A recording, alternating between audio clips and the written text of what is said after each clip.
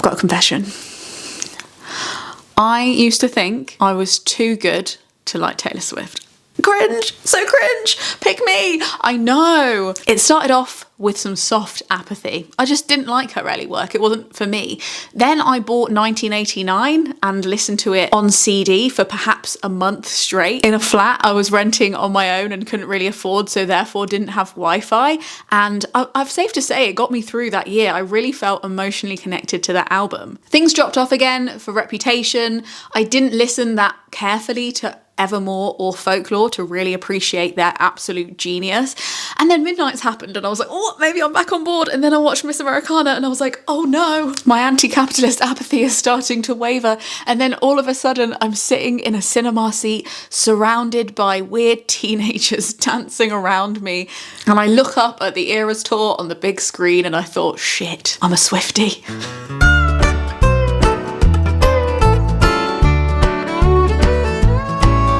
Hello and welcome back to my channel if you haven't been here before. Hi, my name's Lena. I've been spent the last almost 15 years sitting on the internet trying to live more sustainably, untangle my thoughts about capitalism, do some thought experiments and write books. So, as somebody who actually, I guess, is a poet, when Taylor announced that she was releasing an album called The Tortured Poets Department, I was like, Taylor, are we going to have a problem or are we going to be best friends? I can't tell. Now, I am and probably will always remain a critical Swiftie. Like, nobody needs that much. Stop it. Nobody needs that much money. However, what little joy I can milk from this world, I will.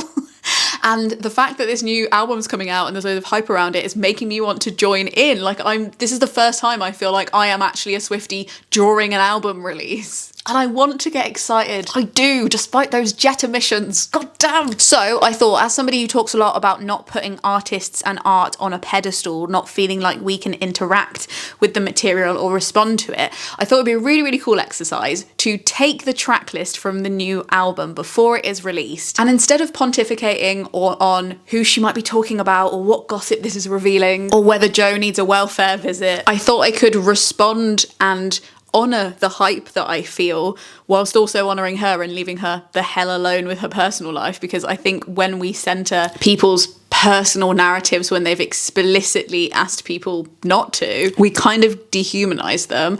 I would like to look at that track list and just respond to it creatively, respond to it like Taylor is a fellow creative of mine and not somebody I'm trying to low-key harass. So here's the track list. I'm going to try and write some poems about this. If you haven't been to the channel before, you might not know, I've done this a couple of times before.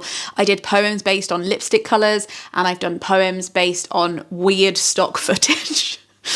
It had to be there to get it. So as a self-identifying tortured poet, I'm going to crack out my notepad this week and see what I can mastermind. Let's go. Okay, I'm going a bit rogue with the first one and I'm starting with the bonus track, the Albatross, which no doubt there are English teachers across the country cranking out their Rhyme of the Ancient Mariner worksheets as we speak. And congratulations to those people. I hope this benefits you in some way.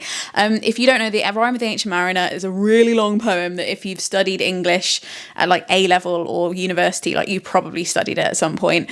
And basically the point of the poem is, spoiler alert, the ancient mariner kills a innocent albatross and he has to carry it around his neck for like ever and get really depressed about it. And it's kind of like this kind of fatality vibe. It's like, is it fate that he did it, or is it like his bad choices are just ruining him and it's this one thing that he's done that to kill something purely innocent?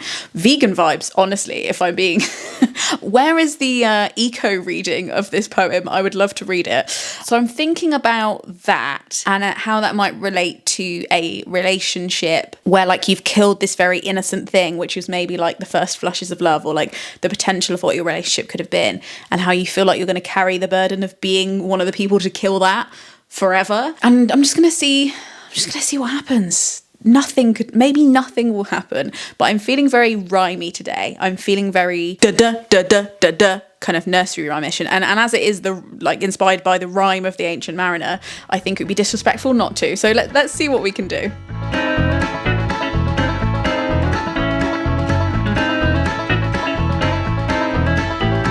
Okay, I've got something. Whether it's good or not is another thing, but I think this is important to show you First draft, you're allowed to do things and them not be perfect first time. You're allowed to just play with creative stuff. It's not only like massive pop stars that get to write cool lyrics or shit lyrics. You can write them too. Okay, here we go. The Albatross, Lena's version. He hung around my neck, strung along like pearls, the albatross and the gullible girl. What a tale of white nights, weddings and woe.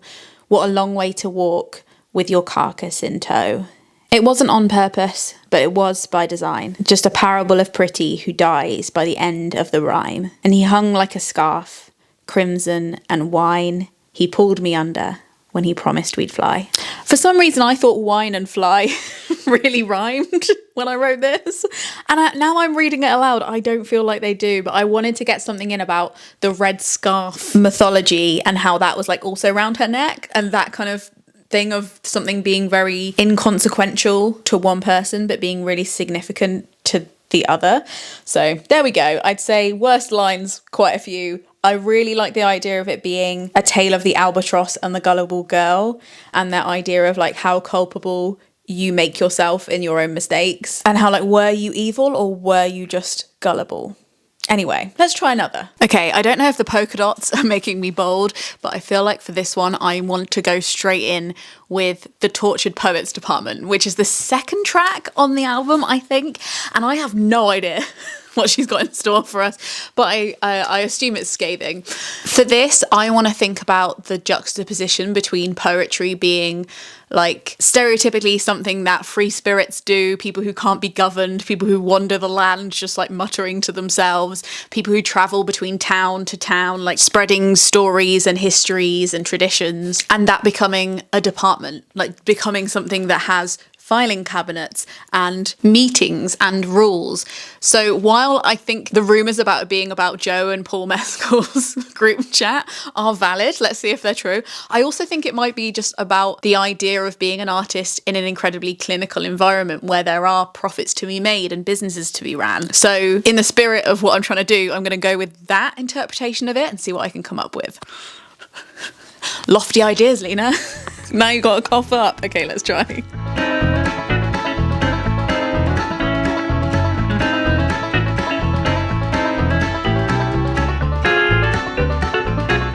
Okay, here we go.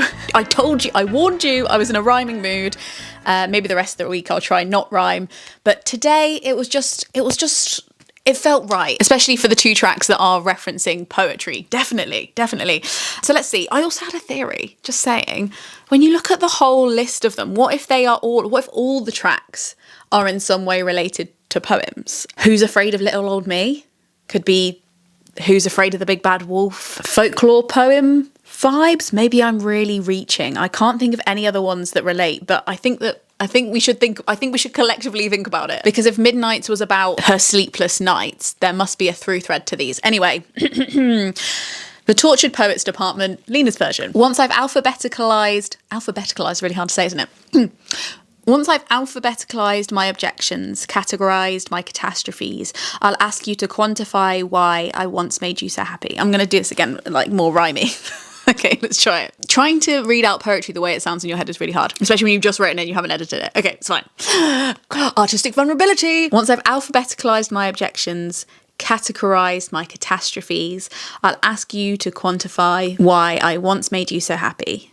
Hole punch to the heart, stapled down and hit send, just a lover clocking in on the rotor of revenge. In the department of tortured poets, there's a cabinet of my crimes.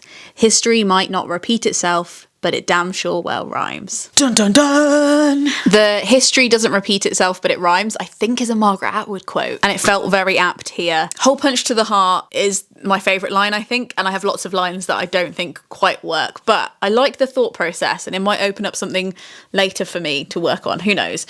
Next. Okay, day 2, and we're writing from the track list again. Today, I think I am going to pick So Long London, which people have read into a lot, but I would just like to relate to Taylor because I also left London and it was heartbreaking. Video about that up here. So I think I'm just going to riff off my own experiences. Plus, I don't really understand what the poet's aesthetic will be properly, but Could it be this? Is this? Am I poeting? We'll see. I mean, the Swifties have to decide, and I don't really think I'm the president of that. I'm but a baby. So long, London. Let's go.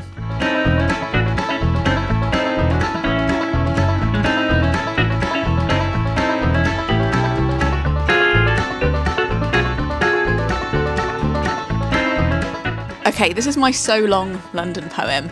I definitely always think about the fable of Dick Whittington when I think about moving to London. That's definitely how I felt about it when I first went. I was like, wow, I'm in the capital. The streets are going to be paved with gold. So I started off that imagery of Dick Whittington carrying a little handkerchief on a stick, and I went from there, and it turned into a poem about desperately wanting to feel at home, but knowing that you in fact don't have enough money to stay. Potentially anyone who's lived or loved a capital city will feel like this. Curtains to hang in someone else's bedroom who has 100 places to sleep. The favourite mug to place in their kitchen, and then wonder how many kettles you will manage to boil before you are turned out. I unroll everything I thought I needed and caught the eye of the empty space where the gold bar should be. Every time I twist the key at night, it winked at me, saying, "You are so sweet to still be playing Holmes." I don't know if that makes me sad or a bit cringy. I can't tell. I think when you first write something, it's normal to cringe at it a little bit. But what I wanted to get across is that I feel like when you pack for somewhere new, you try and meticulously prepare for all the situations. But the things that push you out or make you leave are often the things that you can't prepare for. And also this idea that you're often like unpacking, especially with like renting in London, you're unpacking into somebody's house and you're using somebody else's wardrobe and somebody else's kitchen that you know owns 100 kitchens. Like, isn't that insane that there are humans that own 100 kitchens? What do you need? And like feeling like you're putting your mug away in somebody else's house and sleeping in somebody else's bed, like that's definitely a feeling that I had. And it was very hard not to sit in the resentment of knowing that my landlords had multiple houses and not just like one house on the side. Like they all had like 20 houses. So yeah, it kind of makes you feel silly, like you're a kid and you're just like, and in the same way you kind of feel like that in relationships sometimes. You feel silly when they end and you didn't see it coming. And I felt the same about being a renter and having to move between places all the time, because I just felt like I was a kid trying to play Homes and I was like, this isn't on, I'm in my 30s. So yeah, that was my So Long London poem. Thank you, Taylor, for the inspiration. Let's see what comes next. Okay, for the final installment of this challenge, I thought I'd change it up just a little bit and take you outside, because this is probably about the rare 20 minutes in March in England where you can actually not wear a jacket. So I'm going to enjoy it for the 20 minutes that we've got. I had to share it, but of course it is not warm enough to not wear my woolly hat. The contradictions of being British. So I thought I'd pick one of the tracks that I am most curious about what it means. And I think the title is the most heartbreaking. Okay, so the one that I'm going to write is "My boy only breaks his favourite toys." And I'm trying to get away from that idea of rhyming, and I think that I want to take this one a bit more like to a dark place, because it's just so horrific to think about that thing of being like chosen but also treated badly, and enjoying the idea of being chosen and using that as a way to distract yourself from the fact that maybe things aren't working very well. So I'm going to get my phone out, because I think that's another important thing. I've been very whimsical and romantic this week and writing with a pen and paper, but it is just as valid and just as effective to write poems on your phone. I do it all the freaking time. So let's get our phones out, maybe put them on airplane mode, because my phone can also sometimes be my favourite toy, and let's write some poems.